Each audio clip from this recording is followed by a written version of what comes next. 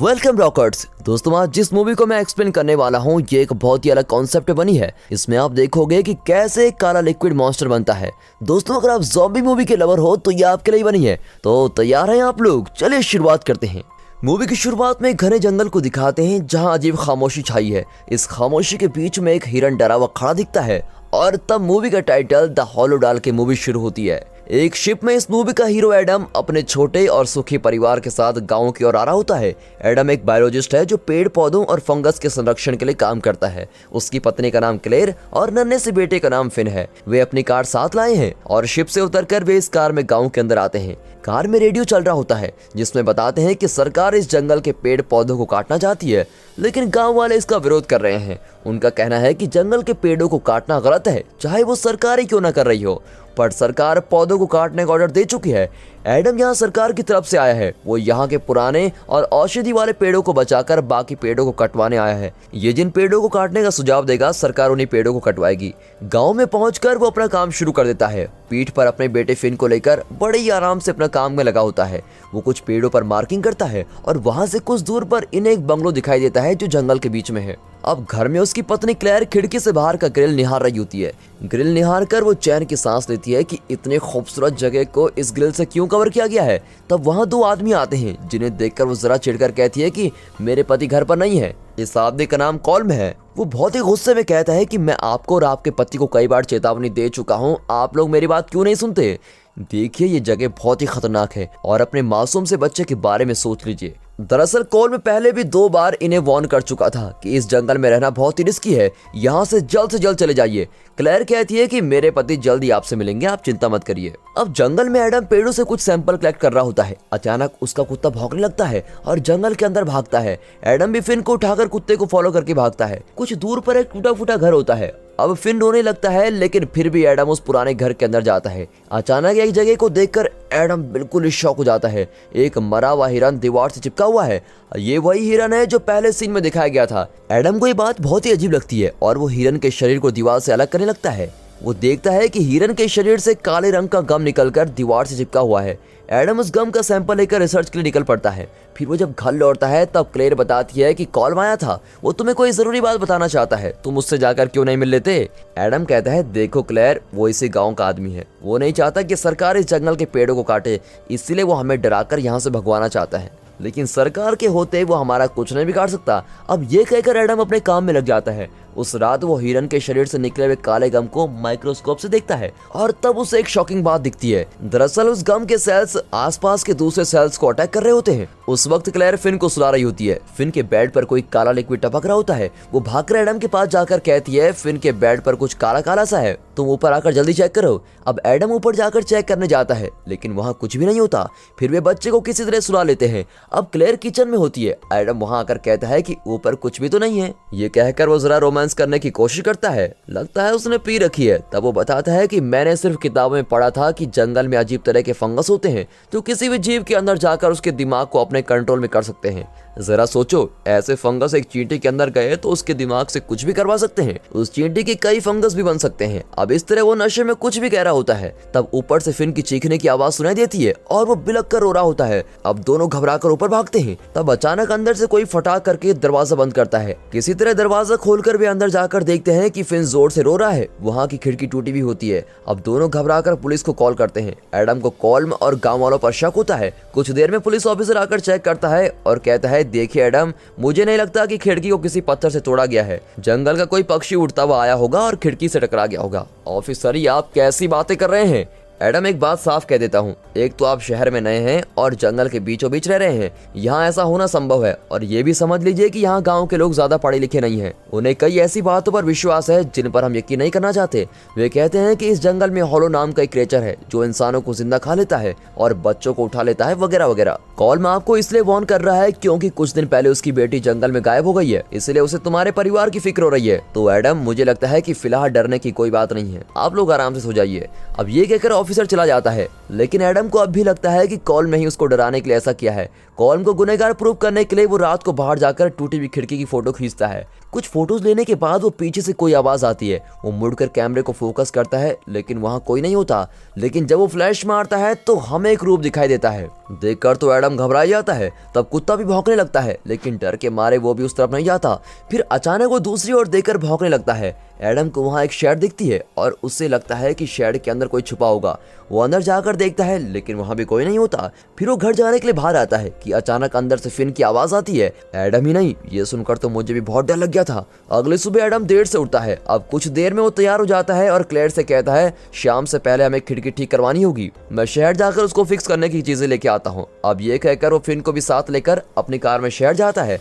इस गाँव के लोग एडम को बिल्कुल भी पसंद नहीं करते और उसे अजीब नजरों से देखते रहते हैं। इसका कारण यह है कि एडम जंगलों के पेड़ों को कटवाने आया है। फिर दुकान पहुंचकर वो खिड़की को रिपेयर करने की चीजें लेता है। दुकानदार बहुत ही अकड़ कर कहता है सर खिड़कियां जितनी चाहे खरीद लो, लेकिन अगर उसके ऊपर ग्रिल नहीं लगाया तो खिड़की का कोई फायदा नहीं होगा। अगर आपने खिड़की का ग्रिल निकाल दिया तो आप जैसा बेवकूफ तो कोई नहीं होगा। अब उसकी बातें एडम को बड़ी अजीब लगती हैं। यहाँ क्लेयर घर पर अकेली है और फिन का बेड साफ कर रही होती है। बेड पर फिन की शर्ट पड़ी होती है।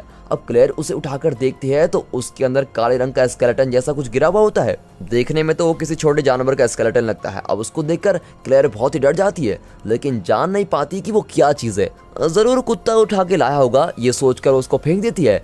फिर वो कपड़े धोकर सुखाती है। अब अचानक वहाँ एक रूप नजर आता है और क्लेयर एकदम चौंकी जाती है। वो और कोई नहीं, कॉल्म है। वो फिर वार्न करता है कि आप लोग इस खतरे में हैं, ये आप क्यों नहीं जानते? आपने मेरी बात को ना समझने की शपथ ले रखी है क्या? क्लेयर जानती है कि कॉल्म की बेटी जंगल में खो गई है और वो नहीं चाहता कि इनके साथ ऐसा कुछ हो। वो शांत होकर कहती है कॉल्म, मैं वादा करती हूँ कि शहर से लौटते ही एडम आपसे जरूर मिलेगा। अब कॉल्म चुप हो जाता है और गुस्से में एक किताब टेबल पर रखकर चला जाता है। अब एडम खिड़की ठीक करने का सामान लेकर जंगल के रास्ते से आ रहा होता है। अंधेरा भी होने लगता है। अचानक कार जिगजैग चलने लगती है और एडम उसको कंट्रोल नहीं कर पाता। अब ये देखकर फिन बहुत ही जोर से रोने लगता है। एडम की कुछ समझ में नहीं आता कि करूं क्या। कुछ दूर पर जाकर कार रुक जाती है। एडम उतरकर कार का बोनेट खोलता है तो अंदर वही काला और चिपचिपा फंगस होता है। अब ये कहां से आया होगा? ये सोचकर एडम फंगस को निकाल रहा होता है और दूसरी ओर वो फिन रोना बंद ही नहीं करता। एडम उसे भी शांत कर रहा होता है। फंगस को पूरी तरह से निकालने के लिए वो डिक्की खोलकर टूल्स को निकालने जाता है कि अचानक पीछे से उसको कोई जोर से मारता है और डिक्की के अंदर घुसा देता है और डिक्की बंद हो जाती है। बस हो गया काम। बीच जंगल में कार के अंदर एक छोटा बच्चा और डिक्की में बंद उसका पिता। इस सिचुएशन को सोचकर तो डर ही लगता है। अब तेरा क्या होगा एडम? डिक्की के अंदर एडम बेहोश हो जाता है। अब कुछ देर बाद फिन का रोना सुनकर एडम जाग जाता है। डिक्की का दरवाजा ही नहीं खुलता लेकिन वो बैक सीट को चीरकर कार के अंदर आ जाता है। फिर फिन को जब वो हाथ में उठाता है तभी उसको चैन आता है। अब एडम बड़ा ही टेंस हो जाता है कि ये हो क्या रहा है और ये कर कौन रहा है। ऊपर से कार पर कई स्क्रैचेस भी आ जाते हैं। बहुत अंधेरा होता है लेकिन एडम कार को वहीं छोड़ देता है और हिम्मत करके फिन को उठाकर पैदल ही घर लौटाता है। घर आते ही वो गन को हाथ में उठा लेता है और बहुत ही डरा हुआ है। अब क्लेयर चिल्लाती है कि यहाँ हो क्या रहा है? तुम उस कॉलम से एक बार मिल क्यों नहीं लेते? अरे तुम जरा चुप रहोगी, ये सब कॉल में कर रहा है। तुम जल्दी से पुलिस को कॉल करो और फिर हम ऊपर के कमरे में जाकर लॉक कर देंगे। अब तीनों ऊपर वाले कमरे में जाकर लॉक कर देते हैं। एडम गन लिए बिल्कुल तैयार खड़ा है। तब पूरे घर की पावर कट हो जाती है। मेन एंट्रेंस पर बहुत ही तेज रोशनी दिखाई देती है और आवाज भी आती है। एडम को लगता है कि कॉल आया होगा और वो कहता है तुम्हारी बेटी खो गई है तो इसका बदला क्या तुम हमसे लोगे? हमें इतना टॉर्चर मत करो और यहाँ से चले जाओ। मैंने पुलिस को भी फोन कर दिया है। लेकिन उसी वक्त दरवाजे से जोर की आवाज आती है और एडम उस दिशा में शूट कर देता है। फिर वो दरवाजा खोलकर देखता है वहाँ कोई भी नहीं होता। एडम की टेंशन और बढ़ जाती है और वो घर में तोड़फोड़ मचाने लगता है। क्लेयर विनती करती है कि प्लीज मेरी बात सुनो, हम यहाँ से चले जाएंगे। तब एडम कॉल्म की दी हुई किताब देखता है जिसमें कई सुपरनेचुरल बातें लिखी होती है। क्लेयर ये कॉल्म में ही दी है ना, वो जरूर कुछ प्लान कर रहा होगा। अब हमें यहाँ नहीं रहना चाहिए, चलो अभी निकलते हैं। कार जंगल के रास्ते में खड़ी है और हमें किसी भी तरह वहाँ फटाफट पहुँचना होगा और वहाँ से निकलना होगा। फिर वो जल्दी से घर के बाहर आ जाते हैं। तब उन्हें कुत्ते की याद आती है और वो उसको पुकारने लगते हैं। तब पास में शेड से कोई आवाज आती है और एडम अंदर जाकर देखता है वहाँ कुत्ता किसी चीज को काट रहा होता है और देखने में बहुत ही डरावना लगता है। एडम को लगता है कि ये मेरा कुत्ता तो है ही नहीं। अपना शक दूर करने के लिए वो कुत्ते का मुंह खोलकर देखता है। कुत्ते की एक आंख बहुत ही लाल होती है और वो बहुत ही बुरी हालत में होता है। एडम को उस पर बहुत ही तरस आता है। लगता है उस कॉल में इसे भी मारा है। अब ये सोचकर वो कुत्ते को लेकर वहां से निकलता है। अब ये परिवार जंगल के अंदर अपनी कार की तलाश में जा रहा होता है। किसी तरह वे कार तक पहुंच भी जाते हैं लेकिन अचानक कुत्ता रुक जाता है। अंधेरे में किसी चीज को देखकर वो खूब भौंकने लगता है। एडम और क्लेयर तो पहले से ही बहुत डरे हुए होते हैं और अब और भी डरने लगते हैं। फिर अंधेरे में हमें एक रूप दिखाई देता है, लेकिन एडम और क्लेयर उसको नहीं देखते। अब कुत्ता पट्टा खींचकर अंधेरे में उस रूप की ओर दौड़ता है। कुछ ही देर बाद अंधेरे में कुत्ते की चीख सुनाई पड़ती है और फिर रुक जाती है। लगता है उसे किसी ने मार डाला है। क्लेयर चिल्लाती है कि जल्दी से गाड़ी निकालो। एडम तेजी से जाकर कार का बोनेट खोलकर देखता है तो अंदर काला फंगस और भी ज्यादा पनप चुका है। वो दोबारा उसको उठाकर फेंक देता है और क्लेयर कार को स्टार्ट करती है। इनकी टेंशन हद पार कर देती है और बीच में फिन भी बहुत ही रो रहा होता है। तब क्लेयर पीछे मुड़कर देखती है तो डरावने दिखने वाले कई क्रिएचर्स इनकी ओर आ रहे होते हैं। वो तो एकदम पसीना पसीना हो जाती है और किसी तरह एक्सीलरेटर दबाकर कार को स्टार्ट कर देती है। एन वक्त पर एडम भी बोनेट को बंद करता है और तब हेडलाइट की रोशनी में कई क्रिएचर्स दिखाई पड़ते हैं जो तेजी से इनकी तरफ आ रहे हैं। अब किसी तरह दोनों वहां से निकलते हैं और तेजी से जंगल में जा रहे होते हैं। तब अचानक कार का शीशा टूटता है और कुछ क्रिएचर्स कार के अंदर कीचड़ जैसा कुछ फेंक देते हैं, लेकिन क्लेयर गाड़ी नहीं रोकती और तेजी से चलाने लगती है। तब अचानक कार के आगे एक लड़की का रूप दिखता है। क्लेयर तुरंत उस कार को घुमाकर एक खड्डे में उतार देती है। अब इस कार को निकाला नहीं जा सकता। फिन को भी चोट आई होती है और वो बेचारा बिलख रहा होता है। अब और कोई रास्ता न पाकर दोनों फिन को लेकर घर की ओर भागते हैं। घर के अंदर जाकर वे लॉक कर देते हैं। क्लेयर पूछती है, एडम तुमने उस क्रिएचर को देखा? हाँ मैंने देखा, लेकिन तुम डरो मत, हमें कुछ नहीं होगा, प्लीज शांत हो जाओ। अब ये कहकर एडम दरवाजे पर जाकर की होल से बाहर देखता है और झट से उसकी आंख में सुई जैसी कुछ चुभ जाती है। अचानक उसकी आंखों से खून निकलने लगता है और दर्द के मारे वो तड़पने लगता है, लेकिन तब भी वो हिम्मत करके खड़ा रहता है और दरवाजा खोलकर बाहर टॉर्च लाइट मारता है तो वहाँ एक क्रिएचर खड़ा होता है। टॉर्च लाइट मुंह पर लगते ही वो क्रिएचर वहाँ से दूर चला जाता है। अब एडम दरवाजा बंद करके अंदर आता है और क्लेयर और फिन को लेकर ऊपर कमरे में चला जाता है। देखो क्लेयर, तुम फिन को लेकर ऊपर अटारी में जाकर सेफ रहो, जब तक मैं न कहूँ तुम बाहर मत आना। मैं नीचे जाकर जनरेटर ऑन करता हूँ। एडम ये तुम क्या कर रहे हो? मेरे तो कुछ समझ ही में नहीं आ रहा है। क्लेयर, उन क्रिएचर को रोशनी से डर है, रोशनी होगी तो वो यहाँ नहीं आएंगे, तुम बस मेरी बात मानो, मैं जनरेटर रूम में जाकर पावर ऑन करता हूँ। अब एडम जनरेटर रूम में जाकर देखता है कि स्विच बोर्ड पर भी वही चिपचिपा फंगस लगा हुआ है। वो तुरंत उसको साफ करने में लग जाता है। दूसरी ओर क्लेयर फिन के साथ अटारी में चली जाती है, लेकिन अटारी का दरवाजा कुछ ही देर में पिघलने लगता है और उसमें से काला लिक्विड निकलने लगता है।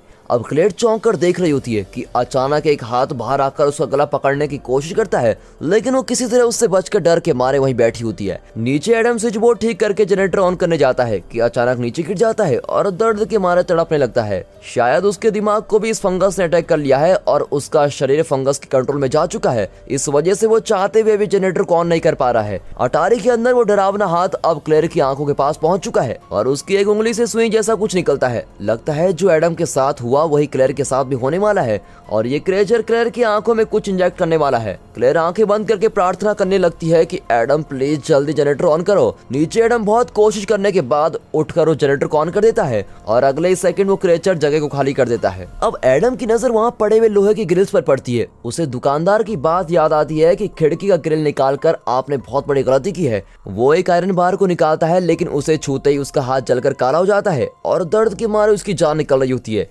अब उसे और घबराहट होती है और सीधे जाकर आईने में अपनी आंखों को देखता है। उसकी एक आंख बहुत ही लाल होती है। वो समझ आता है कि हॉलो नाम का फंगस जिसने उसके कुत्ते को इन्फेक्ट किया था, अब वो फंगस इसे भी इन्फेक्ट कर चुका है। इस फंगस को सिर्फ दो चीजों से डर है, एक तो रोशनी और दूसरा लोहा। एडम सोचता है कि मैं तो मरने वाला हूँ, लेकिन क्लेयर और फिन को किसी तरह से बचा के रहूंगा।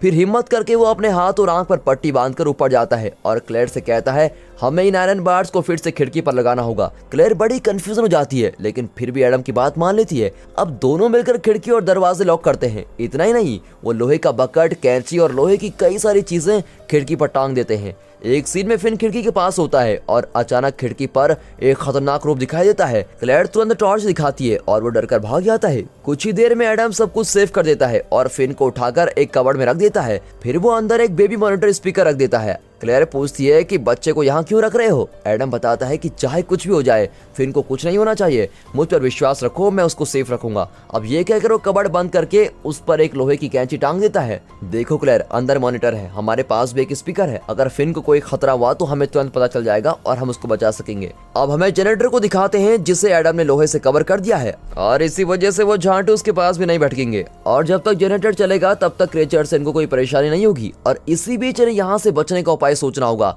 अब एडम को उस किताब का ख्याल आता है जो कॉल में दी थी। वो किताब पढ़ने लगता है। उसमें लिखा होता है कि इन क्रिएचर्स का नाम हॉलो है। इन्हें शाप मिला है कि रोशनी और लोहे से इनकी जान जा सकती है और यही इनकी कमजोरी है। अब इस शाप से मुक्ति होने के लिए इन्हें एक छोटे बच्चे की बलि चढ़ानी होगी। अगर ऐसा कर दिया तो इनकी ये कमजोरी दूर हो जाएगी और फिर इन्हें ना तो रोशनी रोक पाएगी और ना ही लोहा। अब इसी बीच क्लेयर फिन का कबर्ड खोलने जाती है। एडम उसको मना करते हुए कहता है कि फिन आराम से सो रहा है, उसे डिस्टर्ब मत करो। फिर एडम जरा गुस्से में कहता है। अब क्लेयर को उसकी बात बड़ी अजीब लगती है, जैसे वो नहीं उसके अंदर से कोई और बोल रहा हो। लेकिन क्लेयर से रहा नहीं जाता और उसे फिन की चिंता होने लगती है। वो कबर्ड का दरवाजा खोलती है और जोर से चिल्लाती है। दरअसल एक क्रिएचर ऊपर से कबर्ड को तोड़कर फिन को उठा के लेके जाता है। मेरा बच्चा कहकर वो रोने लगती है। अब एडम भी चिल्लाता है कि मेरे बच्चे को छोड़ दो। वो अटारी में जाता है जहां वो क्रिएचर फिन को ले गया है। एडम हाथ में गन लिए खड़ा होता है और दूसरी ओर क्रिएचर बच्चे को पकड़कर खड़ा होता है। फिर एडम धीरे धीरे उसके पास जाने लगता है और बच्चे को छोड़ देने को कहता है। तब अचानक ऊपर से एक हाथ आकर उसके मुंह को चीर देता है। फिर अटारी का दरवाजा टूट जाता है और एडम थड़ करके नीचे गिर जाता है। वो बेहोश भी हो जाता है। क्लेयर चिल्लाती है कि उठो एडम, प्लीज उठो, वो फिन को मार डालेंगे। अब बहुत कोशिश करने पर भी एडम नहीं उठता। अब क्लेयर क्रिएचर्स को चेस करने लगती है। हर तरफ हालोस की आवाज आती रहती है। क्लेयर हाथ में बेबी मॉनिटर रखकर फिन को ट्रैक करने की कोशिश करती है और तभी पानी में कुछ बह रहा होता है। ये तो फिन है। क्लेयर तुरंत पानी में छलांग मारती है और फिन को उठाकर बाहर आती है। वो रोती हुई घर पर पहुंच जाती है। यहाँ एडम होश में आ चुका है। फिर क्लेयर उसको बच्चा पकड़ाती है और वो भी ले लेता है और एडम रोने लगता है। क्लेयर कहती है एडम, फिन को सर्दी लग जाएगी, प्लीज उसकी ड्रेस को चेंज करो। लेकिन एडम बिना हिले डुले फिन को देखता रहता है। एडम, इस तरह मुंह बंद कर क्यों खड़े हो, उसे सर्दी लग जाएगी। लेकिन जब एडम बिल्कुल भी रिस्पॉन्स नहीं देता तो वो कहती है बच्चा मुझे दो, मैं उसको कपड़े चेंज करके देती हूँ। एडम फिन को देखता रहता है और अचानक उसको लेकर बाहर जाता है। क्लेयर उसको रोकती है लेकिन वो क्लेयर को धक्का दे देता है। फिर वो फिन को बाहर लिटाकर उसके माथे पर एक कील रखता है। अब कील रखते ही उसके माथे पर छेद हो जाता है। यह हमारा बच्चा नहीं है, क्लेयर कहकर चिल्लाता है और बच्चे के माथे पर कील ठोकने वाला होता है कि क्लेयर एडम को जोर से मारती है। छोड़ो मेरे बच्चे को, छोड़ो मेरे बच्चे को, यह कहकर वो बच्चे को उठा लेती है। एडम के लाख मना करने पर भी क्लेयर बच्चे को नहीं छोड़ती और कहती है तुम पागल हो गए हो, पागल, तुम भी उन क्रिएचर से मिले हुए हो। कहते कहते वो एडम के शरीर में कील घुसा देती है। लोहे की कील से एडम को बहुत ही दर्द होता है लेकिन वो कील निकाल देता है। अब क्लेयर पास के शेड में जाकर दरवाजा बंद करके रोने लगती है कि ये मेरा ही बच्चा है, ये मेरा बच्चा है, प्लीज इसको छोड़ दो। बाहर से एडम विनती करता है, क्लेयर मुझ पर विश्वास करो, ये हमारा बच्चा नहीं है। याद है मैंने तुमसे कहा था कि एक फंगस जो हर जीव को अपनी तरह बनाकर कंट्रोल कर लेता है, ये क्रिएचर्स भी उसी टाइप के हैं। ये हमारा बच्चा नहीं है, ये फिन के जैसे बनाया गया एक क्लोन है। अब ये कहकर वो दरवाजा तोड़कर अंदर जाता है और बच्चे को छीनने की कोशिश करता है। लेकिन वहां की लाइट्स को देखकर एडम डगमगा जाता है क्योंकि वो भी फंगस से इन्फेक्ट हो चुका है और धीरे धीरे उन क्रिएचर जैसा बन रहा है। अब ये जानकर क्लेयर लाइट को एडम की ओर करके बच्चे के साथ भाग जाती है। अब कुछ देर बाद एडम जरा संभल कर उठता है। अब वो लगभग उन क्रिएचर्स की तरह बन ही चुका है। उसके शरीर से कांटे निकलने लगते हैं, उसका चेहरा भी बदलने लगता है। लेकिन अब भी उसमें इंसानियत बची होती है और वो अपने बच्चे को बचाने की पूरी ठान लेता है। फिर एक कुल्हाड़ी पर कपड़ा बांधकर उसमें आग लगाता है और फिन की तलाश में जंगल की तरफ निकल जाता है। वो जानता है कि जंगल के बीच का वो पुराना घर ही उन क्रिएचर्स का अड्डा है।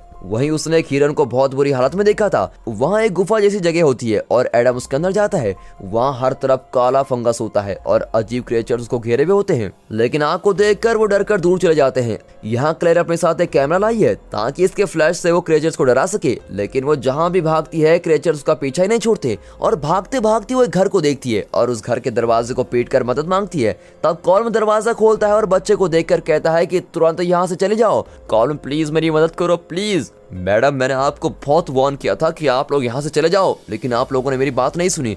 अब मैं कुछ नहीं कर सकता, आप चले जाइए। कॉल्म, प्लीज सिर्फ आज रात हम दोनों को यहाँ रहने दो, इनकार मत करो। लेकिन कॉल्म गन दिखाकर उसको भगाने लगता है। अब ऊपर से उसके कुत्ते भी फिन को देखकर भौंकने लगते हैं। बेचारी क्लेयर वापस जंगल के अंदर भागने लगती है और रात के इस वक्त वो अकेले जंगल में भटक रही होती है और उसको खुद और बच्चे को इन क्रिएचर से बचाना भी है। यहाँ गुफा के अंदर एडम उन क्रिएचर्स को पीट रहा होता है कि मेरा बच्चा कहाँ है, अभी बताओ वरना तुम सबकी जान ले लूंगा। अचानक फिन के रोने की आवाज आती है। तब एक छोटी बच्चे का रूप दिखाया जाता है जो जंगल में इनकी कार के आगे गई थी। वो लड़की एडम की ओर मुड़ती है और तब पता चलता है कि वो छोटी बच्ची नहीं बल्कि एक क्रिएचर है और ये कोई और नहीं, कॉल्म की बेटी है जो बहुत दिन पहले जंगल में गायब हो गई थी। इन क्रिएचर्स ने उससे भी इन्फेक्ट करके उसे एक तरह का क्रिएचर बना दिया है और उस क्रिएचर के हाथ में फिन होता है। वो फिन को देखती है और फिर एडम को देखती है और इतनी तेज चिल्लाती है कि कान फटने जैसा महसूस होता है। यहाँ जंगल में क्लेयर हर तरफ टॉर्च मारती है और हर तरफ क्रिएचर्स दिखाई देते हैं। बेचारे की कुछ समझ ही में नहीं आता कि वो कहाँ जाए और क्या करे, और रोने लगती है। तब धड़ करके एक आवाज आती है और वहाँ एडम खड़ा दिखाई देता है। अब वो 90% इन्फेक्ट होकर बाकी क्रिएचर जैसा बन चुका है। उसके हाथ में फिन होता है। इस हालत में भी एडम विनती करता है कि क्लेयर कम से कम अब तो मुझ पे विश्वास करो, यही हमारा बेटा फिन है। तुम्हारे पास जो है वो फिन नहीं बल्कि एक क्रिएचर है, तुम प्लीज इसको लेकर यहाँ से बच निकलो। अब ये कहकर वो फिन को नीचे रखता है और उन क्रिएचर से खूब लड़ने लगता है। कॉल्म की बेटी उसे अटैक करने की कोशिश करती है, लेकिन वो झट से उसका सर धड़ से अलग कर देता है। फिर वो दूसरे क्रिएचर से भी लड़ने लगता है। क्लेयर अब भी कंफ्यूजन में होती है कि असली फिन कौन है। उसे डर होता है कि कहीं वो असली बच्चे को छोड़कर क्रिएचर को न उठा ले। दूसरी ओर सारे क्रिएचर्स मिलकर एडम को लगभग खत्म कर देते हैं और आखिर में क्लेयर एडम की बात मानकर इस बच्चे को नीचे रख देती है और दूसरे बच्चे को उठाकर वहां से भाग जाती है। फिर धीरे धीरे सुबह होने लगती है। मरने से पहले एडम के चेहरे पर जरा सी खुशी दिखाई देती है कि चलो कम से कम उसका बच्चा बच तो गया। और धूप के आते ही क्रिएचर्स डरकर भाग जाते हैं। तब नीचे लेटे हुए उस बच्चे को दिखाते हैं जो खुद एक क्रिएचर है, और धूप से उस बच्चे की खाल फट जाती है और वो एक स्केलेटन बन जाता है। शुक्र है क्लेयर ने इसे नहीं उठाया और बेचारा एडम उस जगह पर मर जाता है। सुबह हो चुकी है और क्लेयर अपने घर पर पहुंचकर अटारी में जाकर बैठ जाती है।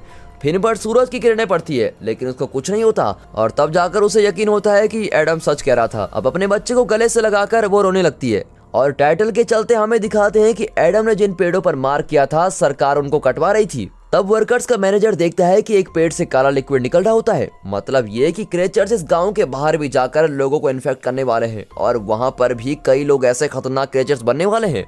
और दोस्तों इसी के साथ ये मूवी यहाँ पर खत्म होती है। तो दोस्तों आपको ये मूवी कैसे लगी कमेंट्स में हमको जरूर बताइएगा और इस वीडियो को एक लाइक और चैनल को सब्सक्राइब जरूर कीजिएगा। और हाँ, साथ ही साथ अपनी फैमिली और फ्रेंड सर्कल में इस वीडियो को शेयर जरूर कीजिए। And finally thanks for watching.